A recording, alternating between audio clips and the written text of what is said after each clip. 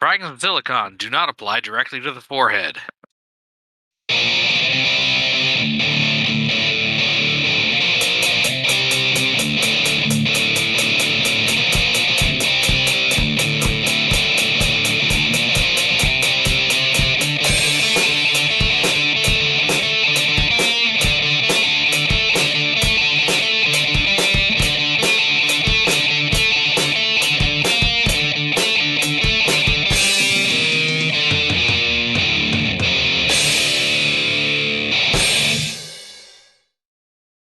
Alright, welcome to another installment of Fragments of Silicon. I'm your host, Adam. Joining me as always are Petty and Golix, the slice and dice of the program. I claim dice. Fine. Now, you can figure that out in a knife fight later. Anyway, let's get to the news. Let's see. Petty, why don't you start us off this week? Alrighty. Well, I heard back from the vet on Luna's blood work. Apparently, it's fine. So, just keep giving her the meds twice a day, and then come back in 6 months. So, hooray! That's good. Kind of like Take Two and Call Me in the Morning, except way longer. Yeah. I mean, what, if anything, is wrong with the kitty? Her thyroid. Oh, Yeah. and that's permanent. Yeah. Luckily, Like- the meds are really cheap. It's like $8 a month. How old is that cat? Luna is 12. She's going to be 13 in April. Getting up there. Yep. Indeed, she is. And, Sunday we had one of the store tournaments for Digimon. I got, 5th, but from of the participation packs they gave out, I got Gallantmon, which is one of the better cards to get out of the set of those, so yay! That's good. I believe we're doing another one on Sunday. Hopefully we can get the minimum 16 people, so whoever wins will actually qualify for the national finals. So, yay! Hopefully that person's me, but we'll find out on Sunday. And as far as other gaming stuff, not a whole lot's been going on. I was playing River City Girls until there is a game-breaking glitch where one of the event triggers didn't load properly. And since the game was leaving Game Pass anyway, I just said screw it and uninstalled. It's one of those I'll finish it when it comes back around type deals. If it comes back around. Yeah. Well, it's also probably going to go on sale on the Steam sale anyway, so I can always get it there. Yeah, fair enough. And still wondering what I want to do about my 360 problem, because it seems to be dead. So my options are either hopefully just the power supply that went bad and get one on eBay or something, or save the money and try and get a new 360 that I can hopefully put my other hard drive into. Because I don't remember if the 360 will erase your hard drive to put into a new system. Sounds like the kind of thing that would happen. Yeah, I know the PS3 did that. So I'm disappointed that I didn't get to make the joke about you having a hard time spinning around in circles. I mean, it's an apt metaphor, nonetheless. Yeah. So yeah, that's something I'll probably try and figure out if I don't have some extra money after Christmas time, then, early next year I'll deal with it. Anything else? Not really. Oh, wait, yeah, no, there's one more big thing. Monday, my mom is having her big surgery on her arm, wrist, and elbow. So That's that's fun. that's a lot of surgery. Yeah. Well, it sucks because she may have to reschedule it anyway because she didn't give Dad a lot of time to get time off from work. So that might be a That's no problem. fun. Mm-hmm. So yeah, we'll figure out how that's gonna go. But yeah, I think that's it for me. All right. Well, Galax, you're up. I meanwhile have had a fairly low-key week. Finally took out the air conditioning unit I've had in my window since summerish. Summer-ish. 'Cause I wanted to do it earlier, but there had been a lot of rain and water collects inside those things, and it's not good. So Yeah, especially I if you take managed them to, out the wrong way. yeah. So I actually ended up having to leave it on the deck for most of the day to drain, and then even then, when I actually took it and put it in the box, it still spilled some more out. So Jeez. probably gonna have to take it out in a minute or in a week or two to make sure it's not like damaging the box or developing mold or something. Yeah. Yeah, let's see what else. Hopefully this weekend I'll be able to, I think it's this weekend I'll be able to pick up, at least one of the Pokemon remakes, and also, Shin Megami Tensei 5, which, I delayed slightly in getting. I'm probably not going to be able to play it that much right away anyway, but, you know. Indeed. Good to have it so I can when I can. Maybe one day I'll beat Persona 5. Doubt it, but Yeah. Let's see. I think that's pretty much it. All right. I guess it's my go. Let's see. This past week has been dealing with spending time and dealing with the family. As let's see, this past Saturday I had to go down and celebrate my niece's birthday. oh man. She turned 5. Like, seems to be coming along fairly well. I don't see. I don't see the nieces and the nephews all that much. Like, I guess niece and nephews in this case. Anyway, though, also had to do the moving of furniture on Monday because I had to go over to mom's place to help get rid of a hutch she's had for like 100,000 years. Like, Conservatively. I know. I remember growing up with the thing, and I had to transport it down to my brother's place. Not as hard as I thought it was going to be because there was another person from her church that was there, who loaned out the truck. Like, and also B, we didn't have to fucking carry it up any stairs. That was not happening. I'd imagine. Yeah.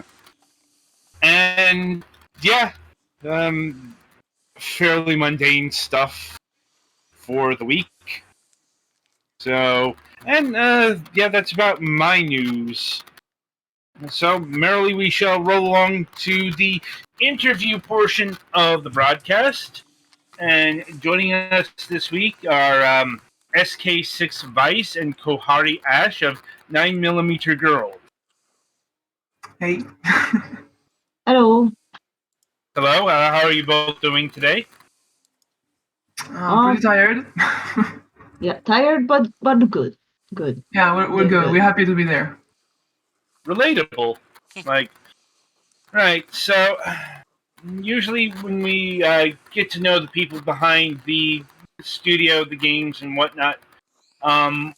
We usually start by asking how you got into video games, but I suppose I should preface this interview because we are doing something a bit different for this program. I mean, obviously we have a game, specifically a visual novel to talk about, but 9mm Girls is actually, for lack of a better term, a multimedia franchise.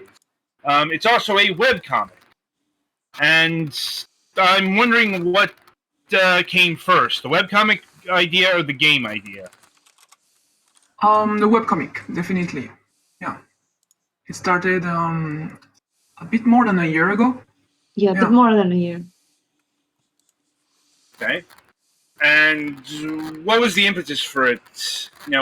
Or rather, why did you want to make a webcomic? So it was like I am the one working on the webcomic. I do the drawing, I do the writing. Vice helped me with the writing as well, but I'm mainly the one working on it. And before that, I actually had another webcomic that was on a role-playing game from World of Darkness called Changeling, and I made that webcomic for like 2 years, something like that. But I was kind of annoyed that it was already a franchise that already existed, and because of that, I could not really push it because fear of copyright and all that. So I abandoned that project and decided to make a project on my own. So actually, this story came out after talking with Vice, putting up work together, talking characters, and one day I'm like, yeah, why not? Why not make this comic? Just dump the other one and start on that one. And yeah, it was just like something I wanted to do, and it became pretty big to the point of now we are doing visual novel about it. Okay. And I suppose for the uninitiated, what is 9mm Girls? Sorry, I didn't get that. What is 9mm Girls? Oh, well, what is it? I mean, in terms of story, you mean, right? Yeah. So basically, it's an alternate universe. It's like a fictional city where corruption is king. It's not really cyberpunk, but it's definitely more futuristic that we have right now. And in More the like city, a yeah, go ahead. dystopian, I would say. Yeah, dystopian kind of fit, Blade Runner, I would say. It's not, it's grim, right? It's not. This is not a positive future. There's a lot of shit happening, and that's the city. The city by itself, it's a whole character because everything happened there. And in this city, you have human, of course, but there is also angels and demons that cohabit. Humans have no idea that they are surrounded by supernaturals and mainly demons. And so, yeah, basically, you have those two girls that are like gun for hire, and one day they will do a mission like they always do, and they will meet demons, and shit will go down from there. Yeah, and they're gonna start to fight against like one or two, but then they will realize that something is way bigger than them, bigger than the demons, and everybody is at risk. Demons and humans. Yeah. This is the webcomic though. Yeah, the webcomic. The game is has a little bit of a different approach. It's the same universe, the same characters, but you as a player get into the story, and well, since you are the main character, all the characters revolve around you. So you basically play through and make the choices you want and get the people that you want on your side and stuff like that. Okay. And do you need to have any knowledge of the webcomic to play the visual novel or vice versa? Not at all. Okay. Yeah, you can play the game without knowing the webcomic at all. Yeah. That's always handy. That being said, is the storyline in the webcomic, will that appear at all in the visual novel, or is the visual novel completely self-contained? I would say it's how to put it. The It's story is self-contained. Like what?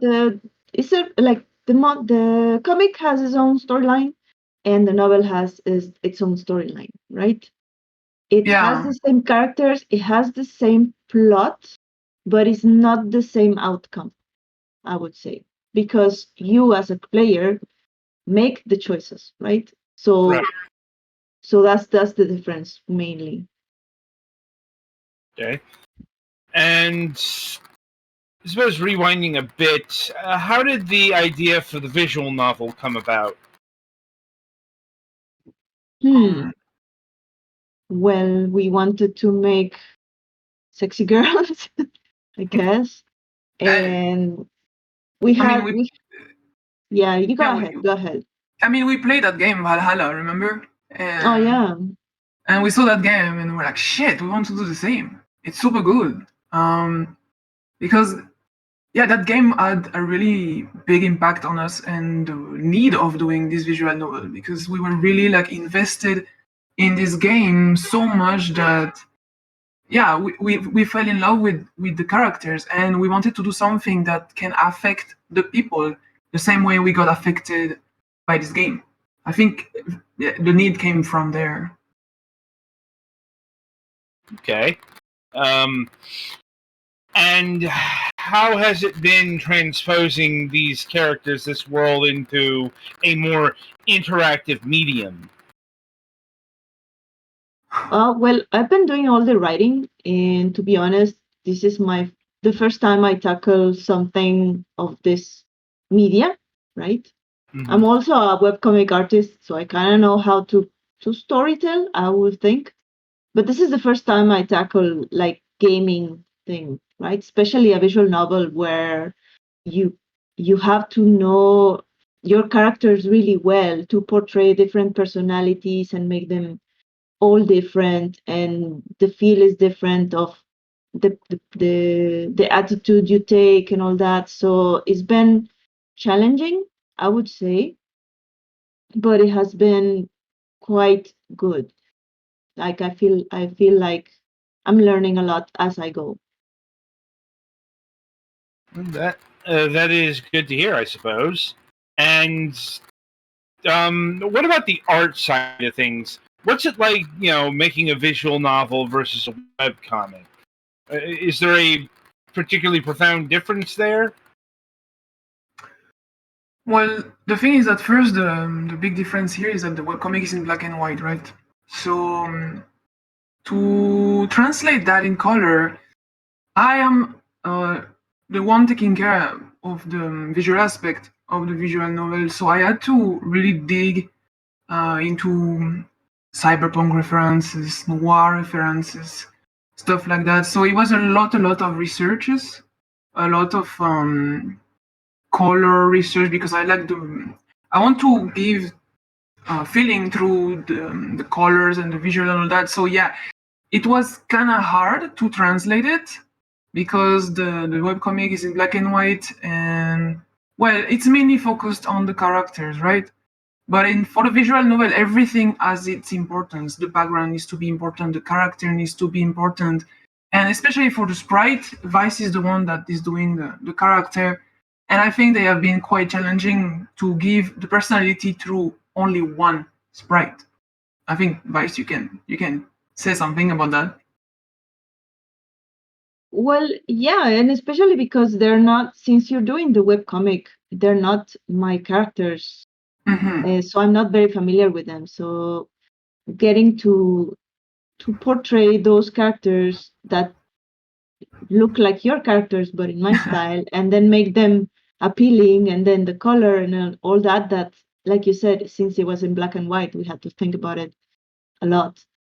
um it's different, it's just different. And also thinking about the blinks, the mouths, um all that for the characters, the expressions that they make, how to put the eyebrows, how to put the mouth, how to put the eyes and all that. Though that is totally different from the webcomic, right? Because it's just one sprite, and you need to make it work with one sprite only.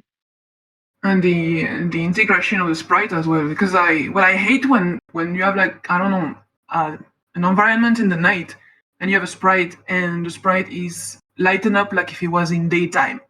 You don't make effort putting it into the background, and it looks very, like, I don't know, it take me out of the mood.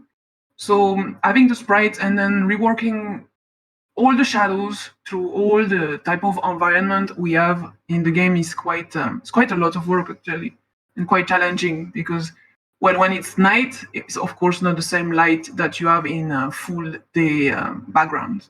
So all of this is really things we need to think about it.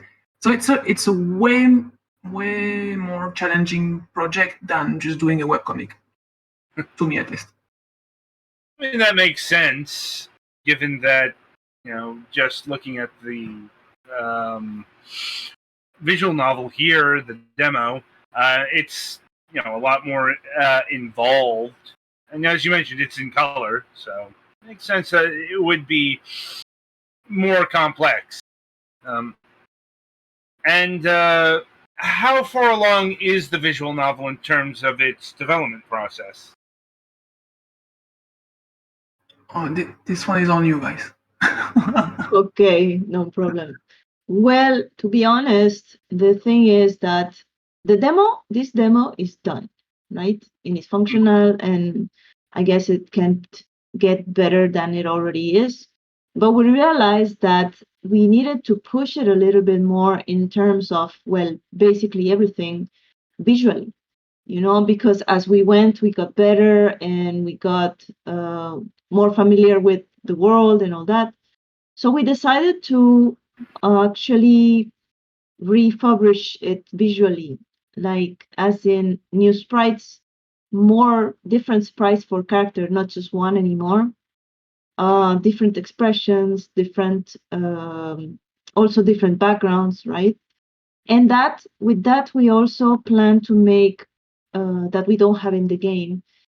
I don't know if you could hear it, but it only has like little bleeps for when the character talks. So we are also planning to put full voice acting for the demo. After that is done, that is gonna take us probably at least half a year, I would say. To refurbish the demo? See. Yeah, I think so. Something like that. So yeah, so after that, then we will maybe planning to launch a Kickstarter with a more complete piece. Yeah. That's the plan. And is there a timeline for all of this yet, or is that still in flux? Well, the thing is that this is more of a personal thing, but I recently got a job offer that required me to move abroad. So this is why kind of everything went upside down, because it was a really good offer, so I could not say no. So this kind of is on hold right now, basically, right? For the Kickstarter, because the Kickstarter was supposed to launch next year around March, but with this, it will be delayed a bit more. I would say it will translate roughly by the end of next year, the Kickstarter, right? So yeah, that's roughly the timeline we have planned. But one thing is what we have planned, and another thing is the things that happen in between. Because to do that demo, we only work in the weekends, so right.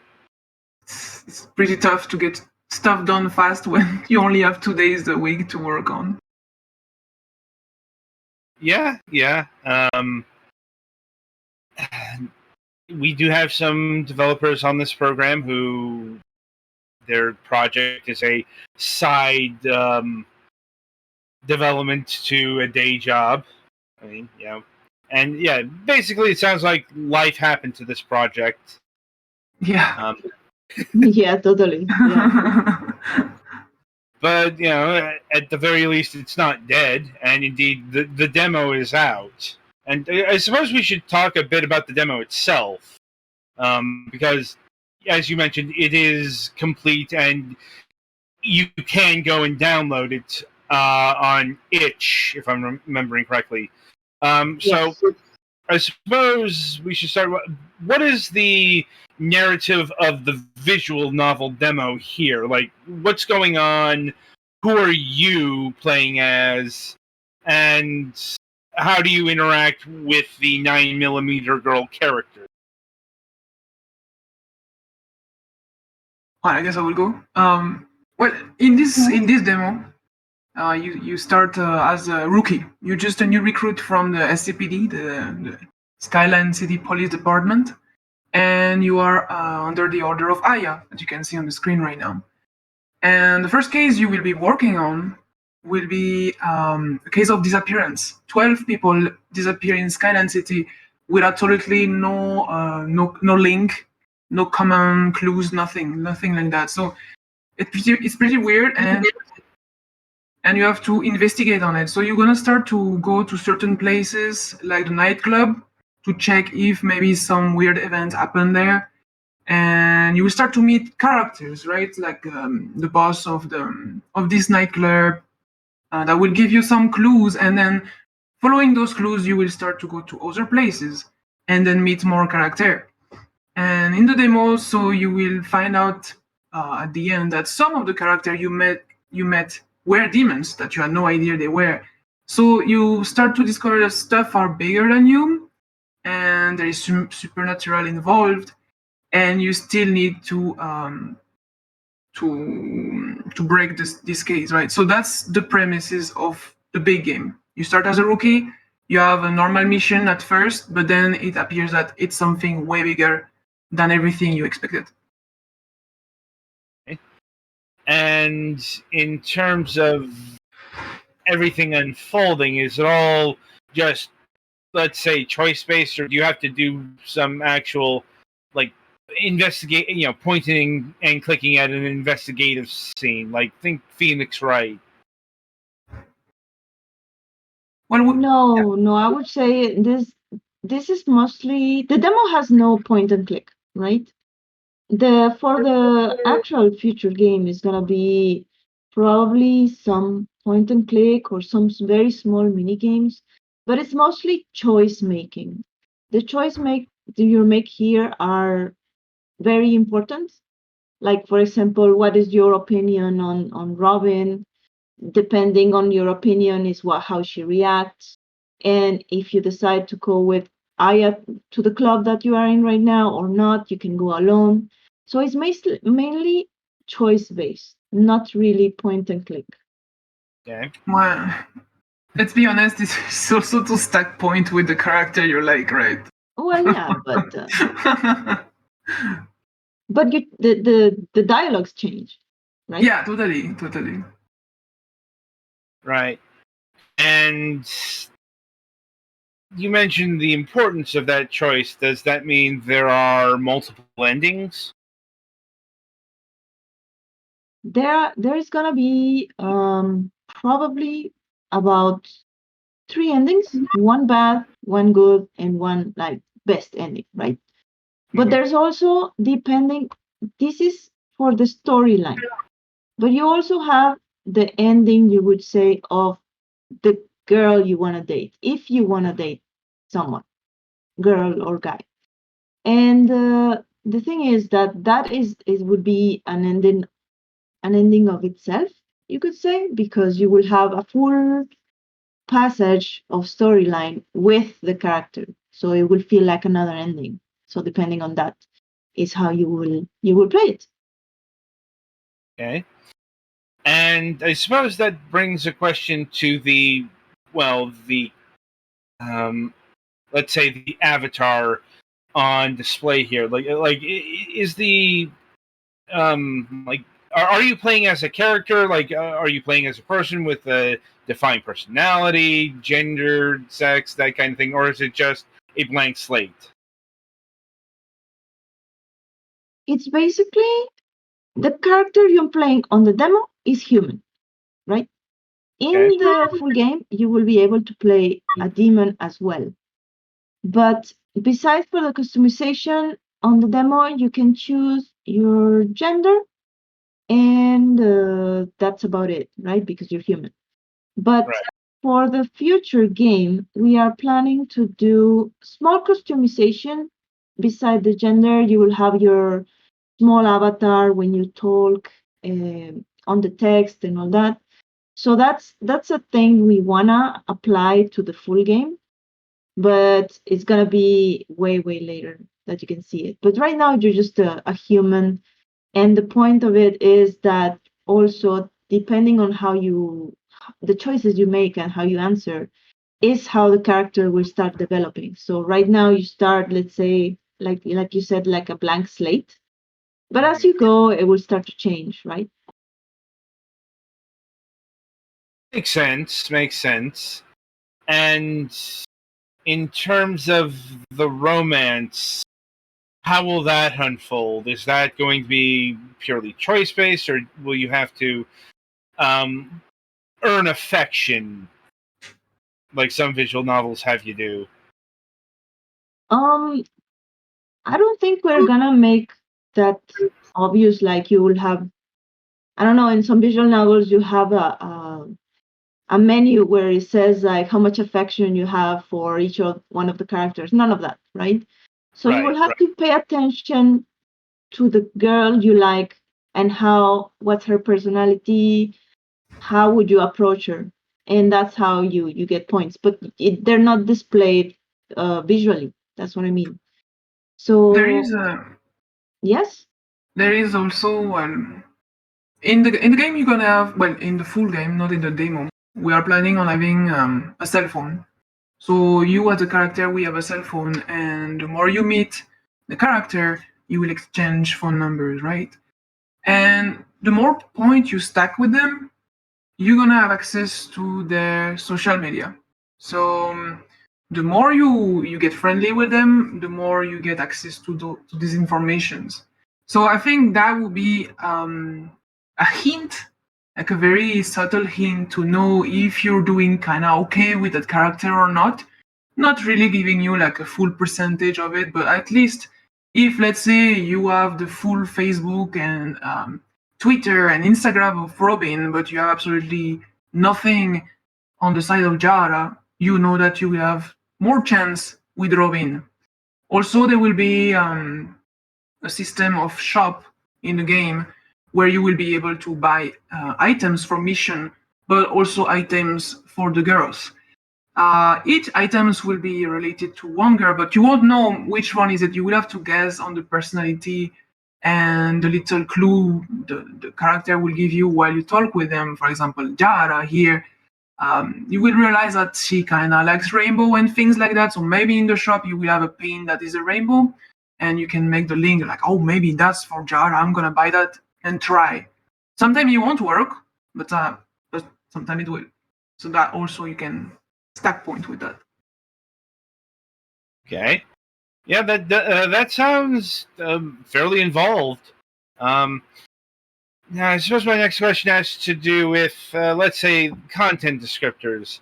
Like, how mature do you envision all of this being?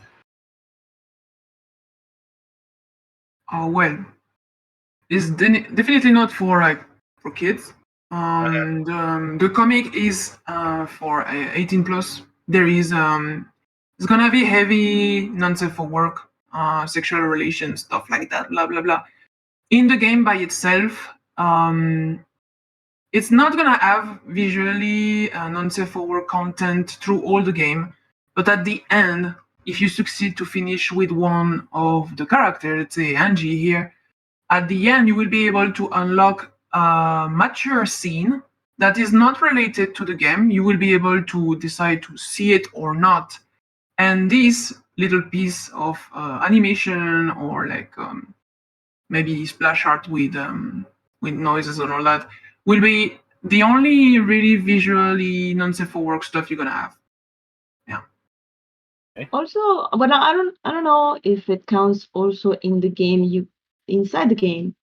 Well, since we are dealing with demons and stuff like that, maybe some gory stuff, Yeah. blood. bad words, Yeah. but just no sexual, visually like very hardcore until the end, and that's if you decide to Hmm. see it or not. Yeah. So it's optional. Okay. And let's see, what about the music? I don't think we've touched upon that in any capacity yet. Is there any music in the demo? Do you have any music planned for the full game? Well, the demo has music by itself. Um, I did the music, but I did it in a way that, well, I'm not a musician, right? So I just wing it. It's for the demo. Let's go, you know? Right. For, for the future music, I don't know if I will continue doing it, or depending on if we can get someone that can help or that can compose and that can follow the style, you know. But if not, I guess I can tackle it. I've been doing it so far, so I can And do it's it. good. I mean, the music is good. Yeah, I guess. Yeah, I guess. I mean, I suppose the thing to take into consideration is there's probably going to be a lot more music needed for a full visual novel. Yes. Totally. So, let's see. I'll see if my colleagues here have any questions for you. I think I'm good. Likewise. Okay. Right. So I think I've run through my gamut of questions as well. So yeah, I want to thank both of you for taking time out of your schedules and being with us here today. Um, I've read through the webcomic. It's a fairly recent fare, so there's not all that much there, but what has been put online is pretty good, and the visual novel demo here looks pretty good as well. Um, and yeah, so hopefully the full visual novel, when it happens, goes smoothly, and we might have you back on the program when that gets into actual production. Um, in the meantime, the 9mm Girls visual novel demo can be found on itch.io. Um, I'll put a link in the chat so that people can find it. Just give me a second here. Too many windows open. Um, uh, uh, but yeah, you can. Come on. Like, it's my chat. I don't need the chat rules. Sorry. In Twitch fun sometimes. Anyway, yeah. So the visual novel can be found here at this link. Like Socleo says at itch.io 9mm Girls, and be sure to download it today. Petty, play us to the next segment.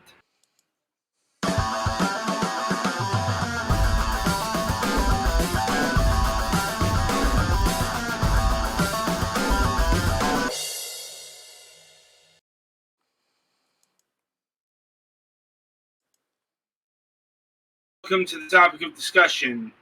So, this week we are talking about Grand Theft Auto, the Definitive Edition. Right. Okay, so in case you have been living under a rock this past, I don't know, week, however long this thing's been out, yeah, it's like, so, yeah, it's apparently Sonic Colors Ultimate Edition needed competition in the worst remaster category this year. Oh God. And you know what? I think this is worse because, like, Rockstar Games has so much more money.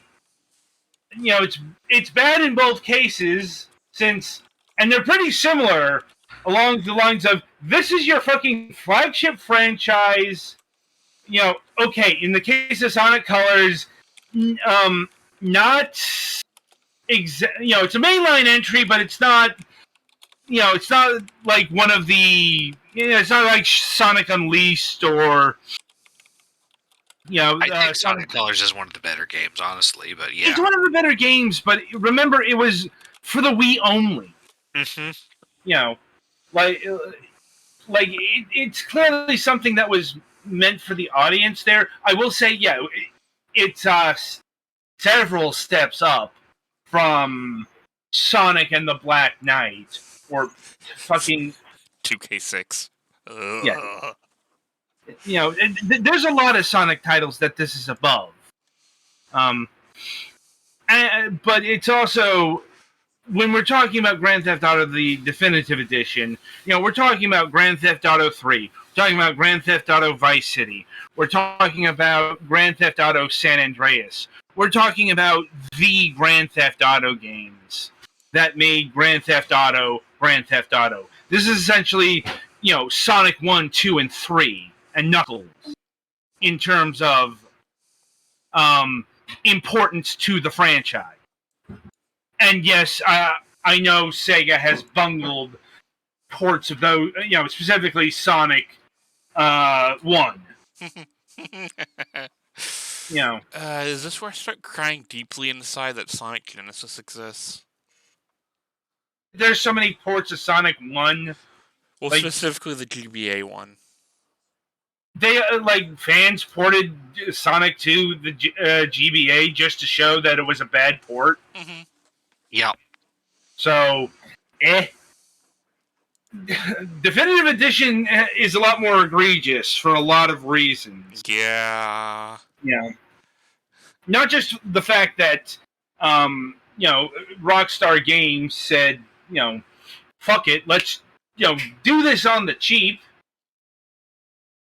I don't see why we have to make the texture on the guy's number jersey match the actual design of the jersey. I mean, this 9 is painted over a 7. yeah. This And is besides, who hasn't wanted to rent a guitar hangable booth? That hurt. this is Silent Hill HD collection bad. I've seen the comparisons. At least Silent Hill HD Collection got the words right. They just made them fucking Comic Sans. I know. It's so bad. Like there are like it's actually like it's amazing how bad this is. It's hilarious on that level.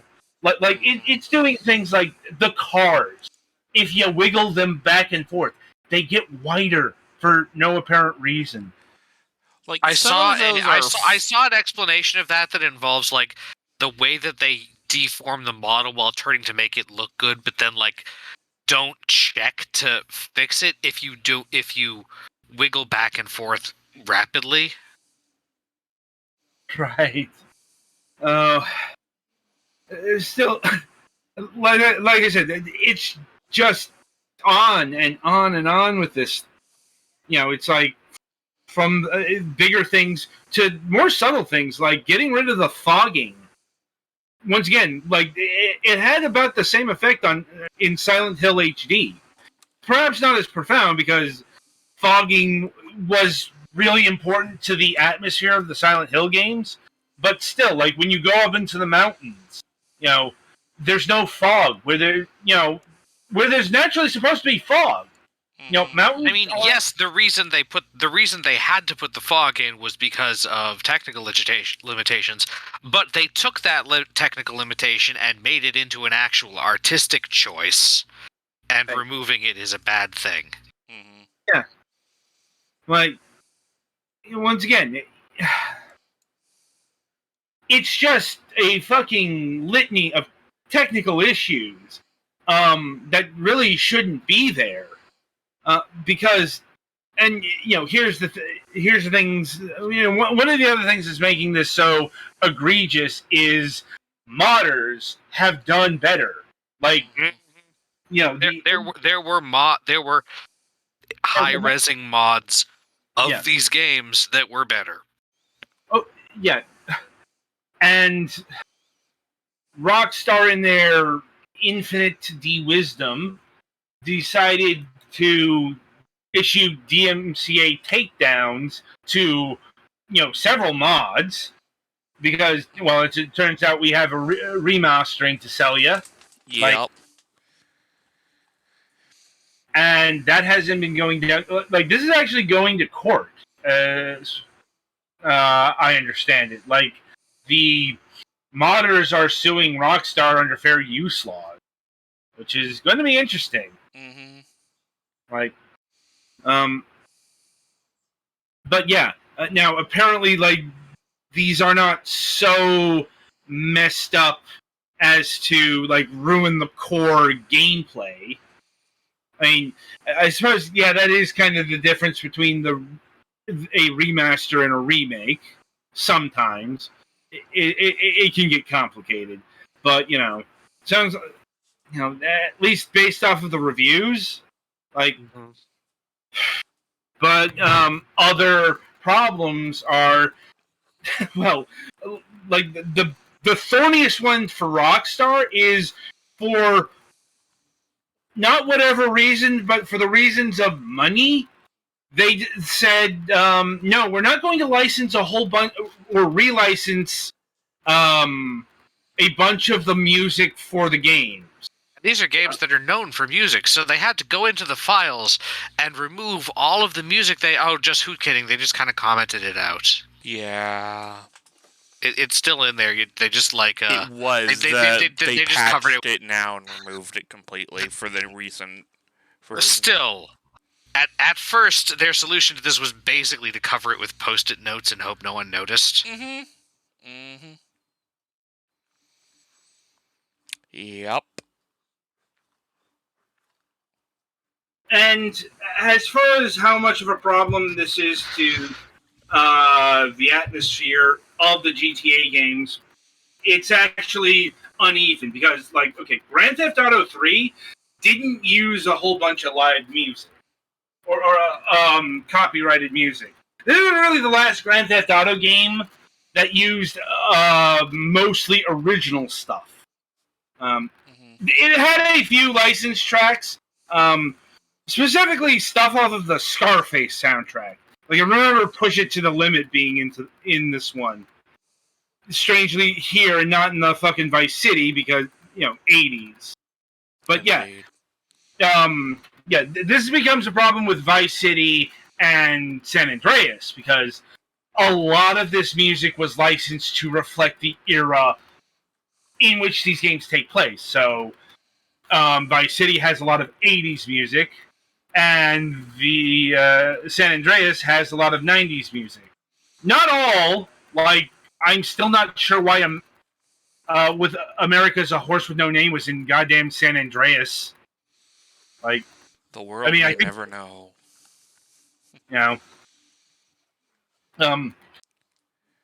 And it's, but it's not just like pop or rap, because remember, the music of Grand Theft Auto is on channel. So, much like real life, you're going to have a genre. But it's like, it's also, the music was integrated into the radio broadcasts. And that's, all this removal fucked that up. I can't wait till Rockstar tries to release it again as the DLC and the outrage that causes. Yeah. Point is, there's really no reason for the music to be gone, because, okay, once again, your Rockstar games. These are the Grand Theft Auto games. Unless they're trying to pull some truly extortionate licensing bullshit. Mm-hmm. Which is fairly unlikely. Yeah.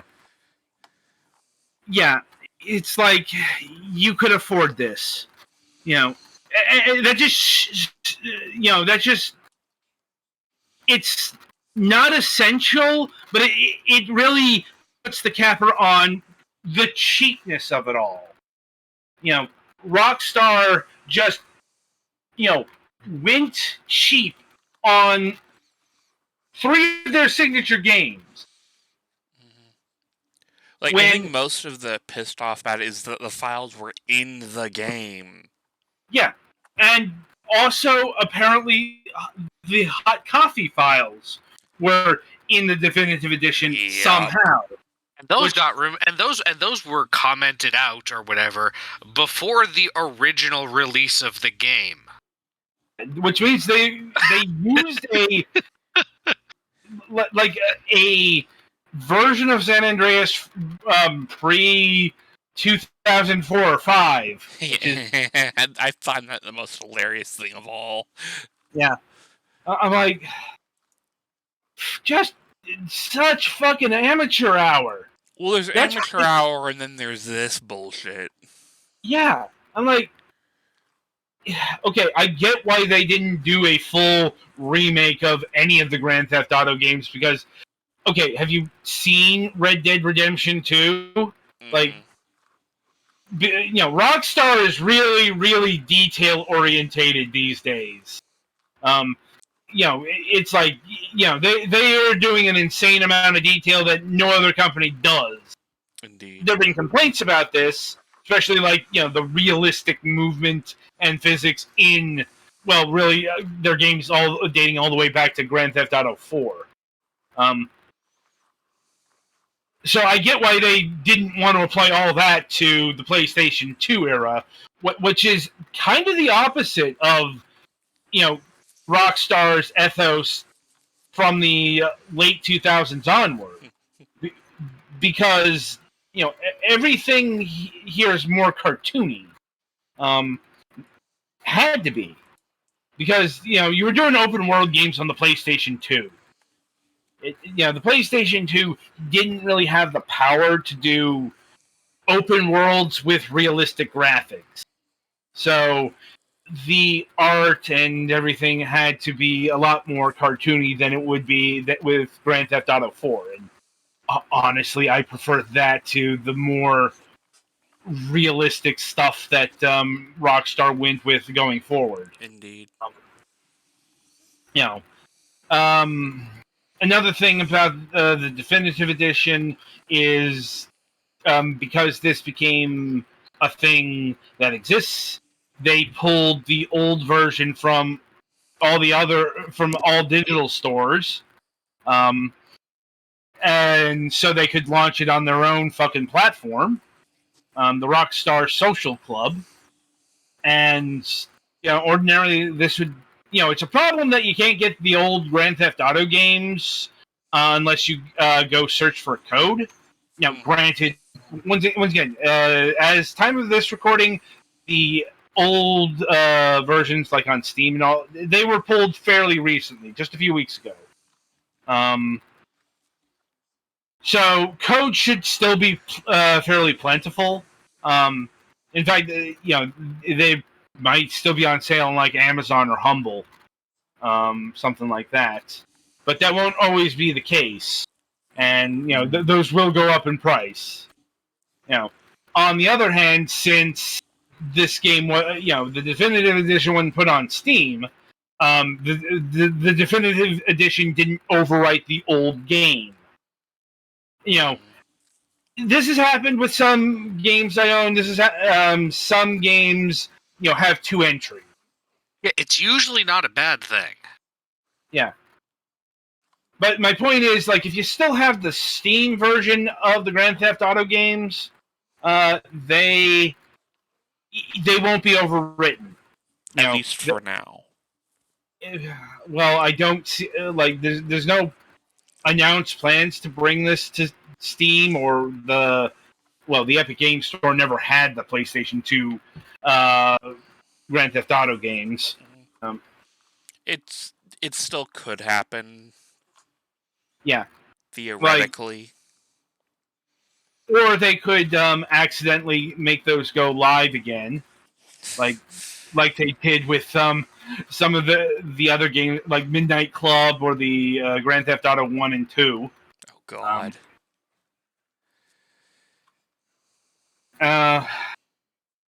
And yeah, so some of the most egregious stuff has been fixed because they had to take care of the music stuff because they didn't have if they hadn't fixed that ASAP, they would have had like actual corporate entities with like the money to make them upset about things being upset. Yeah, because music rights people, they have some really good lawyers. Mm-hmm. And and music rights people, they don't fuck around. Mm-hmm. They're half the problem for reason why all this shit's so hard on YouTube and Twitch and stuff. Uh-huh. Yeah. Like them specifically. Anyway. As far as like the textures, I'm not sure how good those are ever going to get. Yeah, that's just pure laziness on the devs' part. Yeah. Anyway, what a mess. Indeed. Like I guess they could have people go in and like manually fix the text on some of the textures that was done by AI and allegedly probably already looked over by human hands, but not very ones that were really paying attention. But that would require effort. Indeed. Mm-hmm. Yeah. I mean, there's not a lot to say without getting into like every fucking specific bug, and I think we've covered that well enough. It's just raw fucking sloppiness, and don't buy these. Like, just don't buy these. I'm like, yeah, I think most computers that can run these could probably also run an emulator with the disc-based versions of the games. Oh, right. And apparently the Switch version had more stuff in it than the PC version. You're fucking with me. No, I'm not. How do you? How? I don't know. I don't know how that happens, but it happened. Like I said, there is so many mysteries to the specifics of what happened here. Like a lot of this can just be explained by greed or incompetence or laziness or a combination. And I'm not sure if I'm not calling the actual developers lazy because they're probably working off of a tiny budget, but Rockstar Games sure as hell was lazy with this. I don't think anyone can claim otherwise. Indeed. But once again, I suppose if you want to play these, the core is there. Like,